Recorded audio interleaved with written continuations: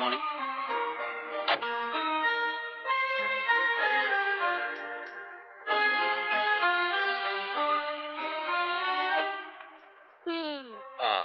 കൃത്യസമയത്ത് വന്ന വരവ്. കഷ്ടം. നിങ്ങൾക്കിത് എന്നാത്തിന്റെ ദീനം എന്റെ മനുഷ്യനെ, ഈ കുന്നായ്മ തരം. Good morning sir. മോർണിംഗ്. വന്നാട്ടെ.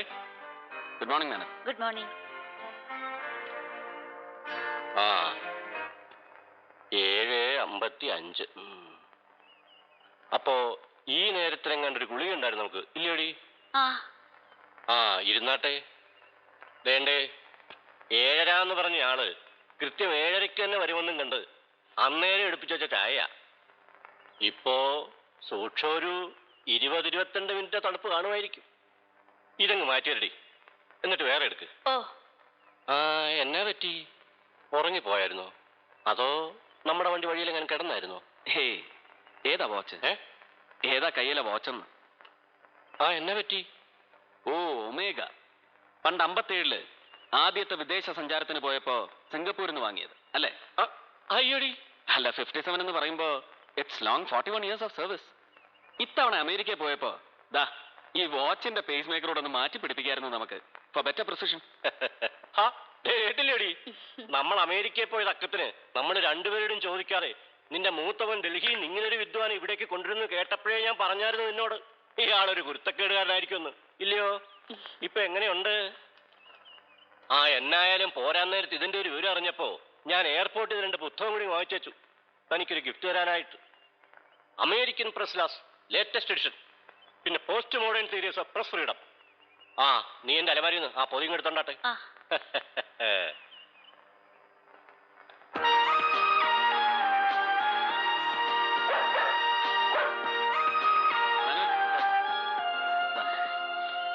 Good morning sir. Good morning. കുഞ്ഞച്ചാ, പ്രിയനെ ഒന്ന് കെട്ടിക്കോണേ.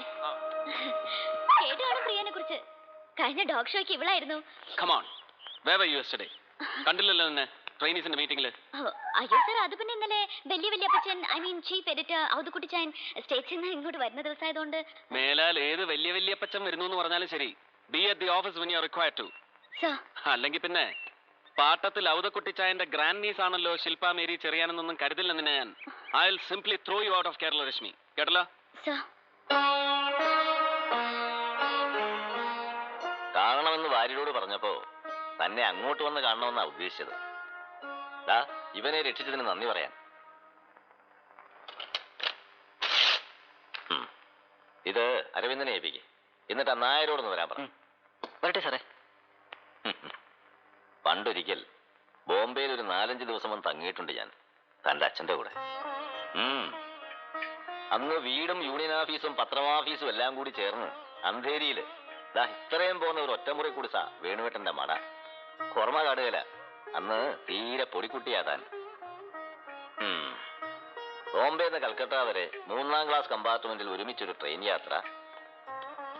കൽക്കത്തയിലെ എക്സ്ട്രീമിസ്റ്റ് ട്രേഡ് യൂണിയൻ പ്രവർത്തകരുമായിട്ടൊരു അണ്ടർഗ്രൗണ്ട് ഒത്തുചേരൽ. ഒറ്റുകാരന്മാരെയും പോലീസിനെയും പേടിച്ചിട്ട് പാർട്ടി കേഡർമാരും നേതാക്കന്മാരും ഓട്ടോ ഇടിപ്പിക്കാനോ കൈവശം വയ്ക്കാനോ പാടില്ല എന്ന് സ്ട്രിക്റ്റ് റൂൾ നിലവിലുള്ള കാലം. അന്ന് പാർട്ടി വിലക്ക് ലംഘിച്ച് രഹസ്യമായിട്ട് ഇടിപ്പിച്ചതാ രണ്ടാളും കൂടി, ഞാനും വേണുവേട്ടനും.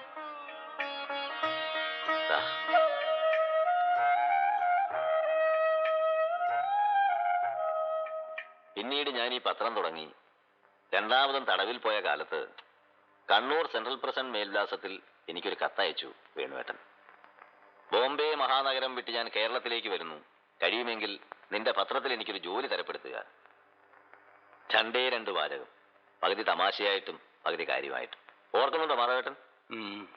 ശേഖരൻ എന്നെ വിവരം അറിയിച്ച് അപ്പൊ തന്നെ സ്റ്റാർട്ട് ഇമ്മീഡിയറ്റ്ലി എന്ന് പറഞ്ഞ് ടെലിപ്രിന്റർ വഴി ബോംബെക്ക് ഒരു മെസ്സേജ് കൊടുപ്പിച്ചു. പക്ഷേ അത് കൈപ്പറ്റാൻ യോഗം ഉണ്ടായി കാണില്ല വേണുവിന്. കഷ്ടം.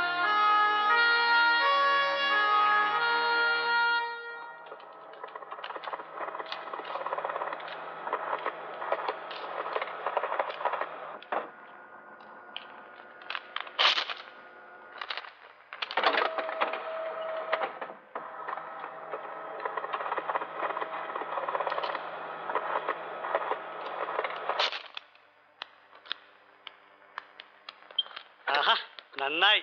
ഇത് ഇവിടെ തന്നെ ഇങ്ങനെ ചുറ്റിത്തിരിഞ്ഞ കുട്ടി. അവിടെ തിരക്കുന്നുണ്ട് അച്ഛൻ. അവിടെ ആള് വന്നിരിക്കുന്നുണ്ടല്ലോ കാണാൻ. ആളോ? ഏതാള്? അല്ല, നമ്മുടെ മറ്റേ ആളെ അന്നത്തെ അകത്ത്. നമ്മുടെ മറ്റേ ആ ആളോ? ദേ കുഞ്ചുസെ വെറുതെ തോന്നിയാസം പറഞ്ഞാടല്ലോ, ഒറ്റ വീക്ക് വെച്ചിട്ട് ഞാൻ. അങ്ങോട്ട് മാറി. എന്ത് വാ. ദാ ഇവർ ഓരോരുത്തരും ഇങ്ങനെ കാത്തിരിക്കുക. ഒരുപാട് കാലം ഡൽഹി പത്രത്തലക്കെട്ടുകളിൽ നിറഞ്ഞു നിന്നിരുന്ന മാവറിക് റിപ്പോർട്ടർ സെലിബ്രിറ്റി ഒന്ന് പരിചയപ്പെടാൻ. അത് കഴിഞ്ഞ് ഇവരുടെ വക ചെറിയൊരു ചായസൽക്കാരം, ഗ്രൂപ്പ് ഫോട്ടോ.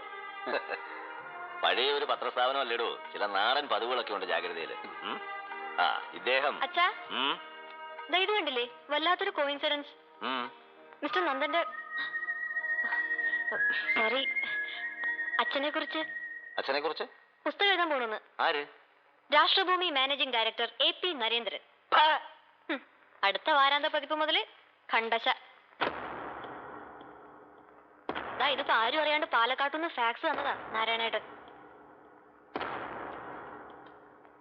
പ്രിയ ശേഖരേട്ടൻ, രാഷ്ട്രഭൂമി മാനേജിംഗ് ഘാതകൻ നരേന്ദ്രന്റെ ഈ മുതലക്കണ്ണീരിന് ഒരു മറുകുറിപ്പ് എഴുതണം.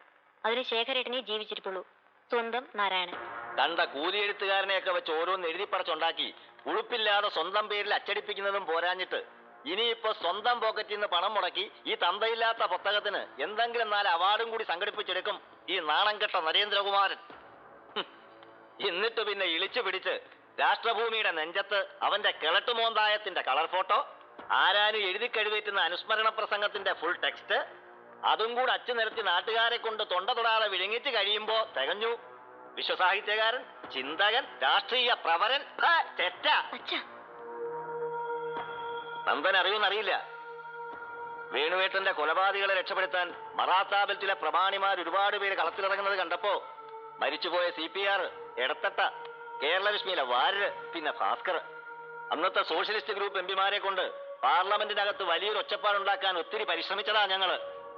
പക്ഷെ ഒടുവില് കുടിമില്ല് മുതലാളിമാരുടെയും ഗിരിജേന്ദ്ര പ്രസാദ് ജെയിനിന്റെയും പിണിയാളായി രംഗത്ത് വന്ന ആ മൂവ് ടോർപ്പറ ചെയ്ത് കളഞ്ഞു ഇവൻ. ഈ പൊന്നം അറിയാം ശേഖരേട്ട. അച്ഛൻ പണ്ട് നാട്ടില് രാഷ്ട്രഭൂമിയിൽ ഉണ്ടായിരുന്ന കാലത്തെ എനിമിറ്റി അവിടുന്ന് അപമാനിച്ച് പുറത്ത് ചാടിക്കാൻ ഈ നരേന്ദ്രനും സംഘവും ചേർന്ന് ആസൂത്രണം ചെയ്ത ചതികൾ ഒക്കെ കേട്ടിട്ടുണ്ട്. ഒരുപാട് കഥകൾ. ഓരോന്ന് ഓർമ്മിപ്പിച്ച് വെറുതെ ഡിസ്റ്റർബ് ചെയ്തു തന്നെ. ആ മോളെ വാ, ഇനി നീ തന്നെ പരിചയപ്പെടുത്തി വരെ.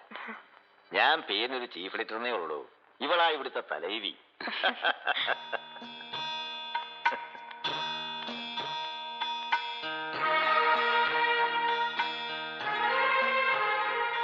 അല്ല കുട്ടി, ഇങ്ങനെ തമ്മി നോക്കിയിരിക്കാനല്ല, പരിചയപ്പെടുത്താനാ പറഞ്ഞ ശേഖരൻ. ഇത് കോനാതിരി മാഷ്, ജാഗ്രതയുടെ 1 and only റോയൽ ഹെറിറ്റേജ്. കേട്ട് കാണും വള്ളുവ കോനാതിരി എന്നൊക്കെ. അതാ കുലം. നല്ല ഉഗ്ര വിഷമുള്ള ഇനം അല്ലേ പക്ഷേ? പിന്നെതാ ഇത് നമ്മുടെ അരവിന്ദേട്ടൻ. അത് അശ്വതി.